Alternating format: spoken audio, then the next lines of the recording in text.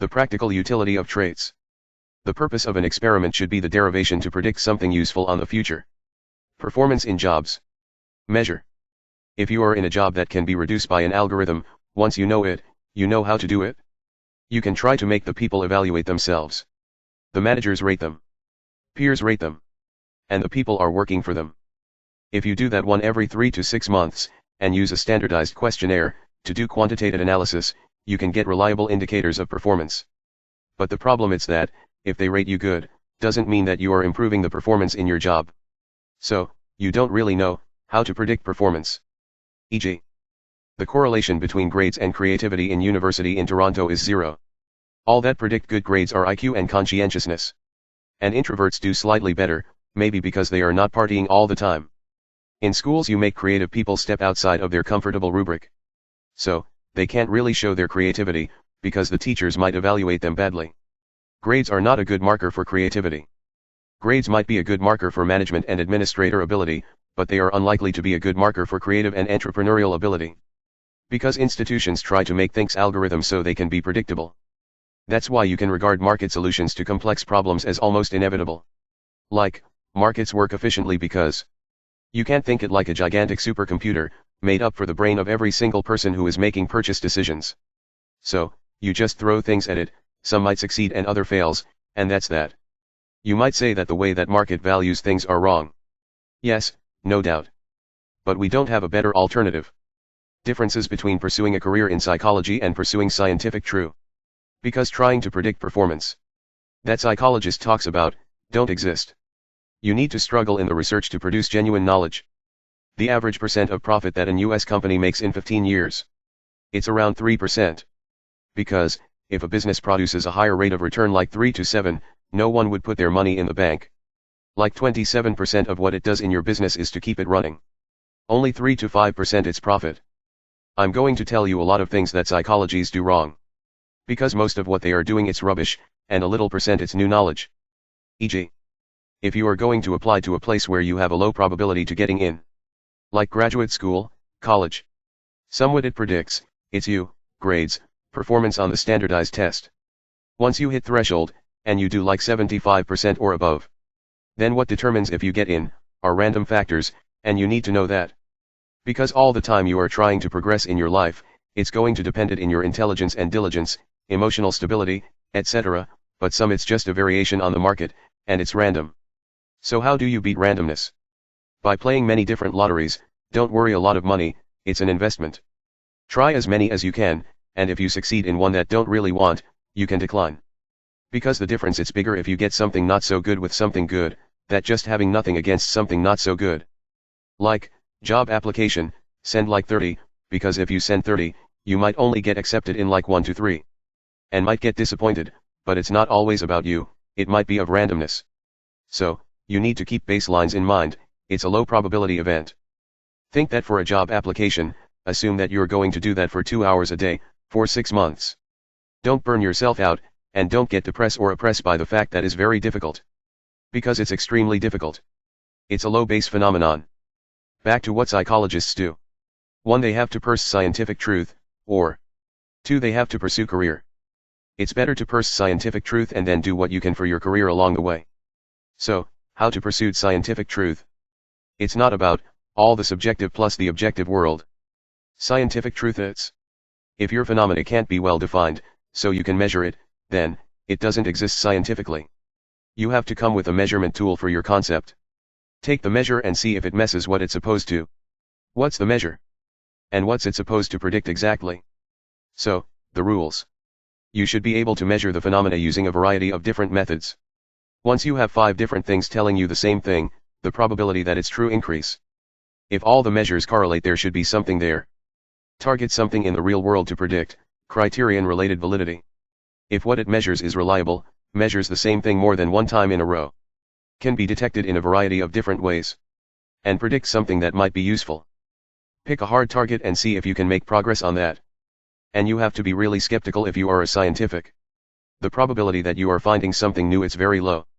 Statistics are an exploratory technique. You are making decisions about what constitutes valid data. You have to make these decisions that depends on your judgment. So, when is your judgment valid? When you actually know what you are aiming at, your value hierarchy determines the decisions that you make. And if you struggle to make a decision, to get results, good results, publishable, and make a lot of them, use the statistics destructively. You got a result, see if you can make it go away, to see if it's really reliable. If you can make it go away, maybe it's not there. Good things to pursue scientific truth. Invent a scale or a construct. Refuse to validate it. Correlate with other phenomena. Duckworth investigated West Point. What predicts to get an achievement? And found that, with questions on a questionnaire that she called GRIT, a questionnaire test that measure one or more of the big 5 traits, at the correlation with consciousness was about 0.75. It's insanely high correlation. GRIT consciousness performance.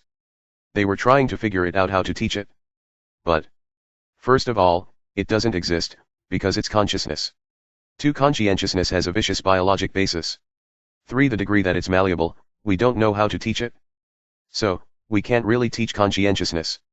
Taylor, Positive Illusions. He said basically, if you say that you are better at some things, that will make you happier. She just factor analyses factors, and said that they were positive illusion. But it turns out that it was just signs of extroversion. She put other aspect of the trait together and she called them psychological well-being. So, at the end she found put that extroversion predicts extroversion.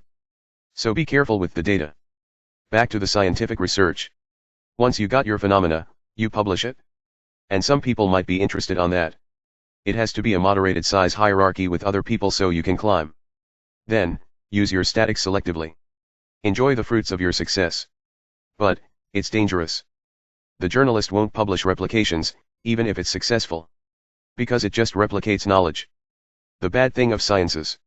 We force scientists to only discover new things. And they won't get rewarded otherwise. Things that I don't think exist. Self-esteem. Rosenberg's self-esteem scale. It's just a figure of speech, it's not an empirical phenomenon. Most of extroversion it's just neuroticism. If you have a lot of negative emotions you don't feel that good about yourself.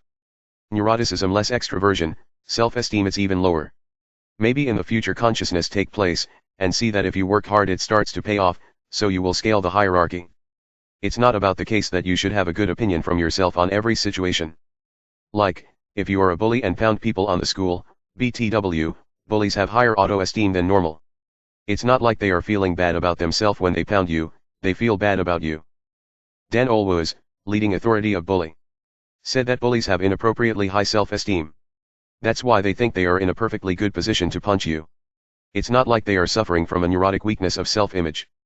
The right amount of self-esteem will be your perception of your value within the context of a group. You need to improve, so, are you going to improve if you feel good about yourself? How much misery do you need to have before you are motivated to improve yourself? We don't know either if it's guilt, shame, pain, anxiety. If you have enough negative emotions that can paralyze you, that's like depression. Working memory and executive function are distinguishable from IQ, especially from G. That doesn't exist. E.g. dorsolateral prefrontal test to 10,000 participants. After all the analysis, just one factor came out, fluid intelligence. Emotional intelligence. It doesn't exist, because it's agreeableness. You hear that you need emotional intelligence to thrive in the workplace. It's exactly backwards. Disagreeable people do better as managers in the workplace. Emotional intelligence it's a pathology on psychology, because it was created by a journalist. What the Big Five theories has really demonstrated. It's that if you factor analyses questionnaires, what you get looks a lot like a 5 factors structure, and you can do it cross-cultural. I think we nailed the manner of how questionnaires are structured. So, you can't just invent a new thing and term it something, and then pretend it's something new without testing it against, like testing it against IQ. We know IQ eat most of the variance of disgust sensitivity scales. The smarter you are, the less sensitive to disgust you are. Maybe, because of your cortical inhibition of underlying limbic motivational system it's better. But we don't really know why. Orderliness also predicts it. So, the thing about IQ, it's that predicts things that you don't expect. So, you should validate your scale against IQ and the Big Five. Grit, correlated with conscientiousness 0.75. Optimism and pessimism. Promotion and prevention. Empathy. Psychopathy. I think it's low agreeableness and low consciousness, because that will make you a predator and a parasite. Personality disorder. Over the last 20 years, Psychometricians been trying to cram those things into the Big Five structure. It seems able to provide a good model of what constitutes personality pathology. Like antisocial, would be put on low agreeableness. Practical intelligence. Talks about the study, why G matters, the complexity of everyday life. Multiple intelligences. It's called talent. If you are not going to believe in measurement, it's not science. But personality traits are not a big predictor of individual behavior. Very variable from situation to situation. Walter Mischel said, personality scales 5 you're in point 2.3, that's like 9% of the variables, so what about the other 90%? So, why are we chasing such a trivial amount? That killed personality research till 1992. But we already know that point 2.3 it's a good predictor, and even if it's not that good, it's the best predictor we have. Because human variability in productivity is so great. You don't need very accurate predictors, from them to be extremely useful economically. Even if they are not that good, the amount they are good, are better than interviews. So, if you want to hire people, better people, you can use personality test. What it's real. Cultural factors. Effects of your peers network. As you progress in life, there is a lot of things that make you successful. Diligence, intelligence, the breast of your social network. So, one of the things that make you valuable as you get older, it's how well connected you are in a broader social network. Young people are smarter about fluid intelligence. They are not as conscientious, so the social networks are not well developed. Your facial expression changes because of your traits. Big predictor. Industriousness. Emotional stability.